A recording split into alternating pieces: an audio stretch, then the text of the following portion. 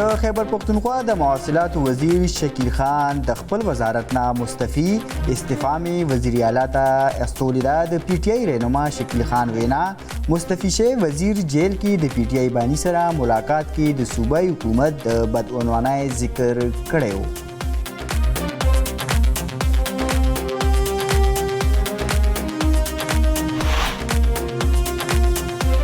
د صوبایي وزیر شکیل خان کابینې نه د لرې کولو سفارش کمیټه کړی و. د شکیل خان د ډي نوټیفیکیشن سمري لاسلیک شوی او گورنر ته لیږلی شوی. د وزیر اعلی علي امین ګنډاپور وینا وایي د شکیل خان لیږلې استعفا تر اوسه موږ ته نه ده راغلې.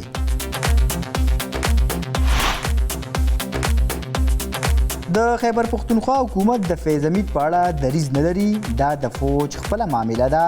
څوک چې د کرپشن تورونه لګوي د هغوی به تحقیقات کولی شي. کمیټې به د حکومت نه علاوه د پارټۍ په کچه هم تحقیقات کوي.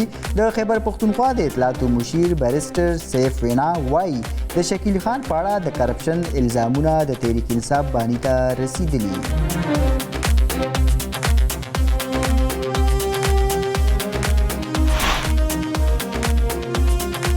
ملک کې په سوشل میډیا د بندیز خلاف اسلام آباد او لاهور های کورټ ته رجوع سینیر صحافي حمید میر د ایډوکیټ ایمان نظاري په ذریعه درخواست دایر کړی.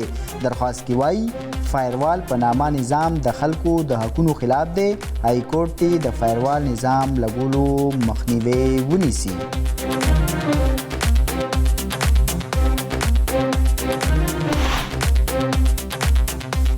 افغان حکومت د پاکستان طالبانو خلاف ګامونه پورته کی. پاکستان په وار افغان حکومت سره د وسلوالو ډلو معامله پورته کړې.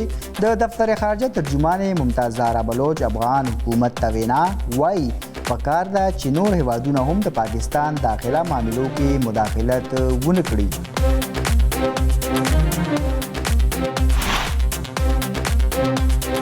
او ملک کې د پشکال هواګانو نوې سلسله نن نسل کې داخليږي.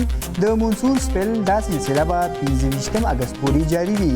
د موسمیاتو محکمه وایي د 19 اگست نه د ملک نور برخو کې هم د باران ورېدو امکان دی.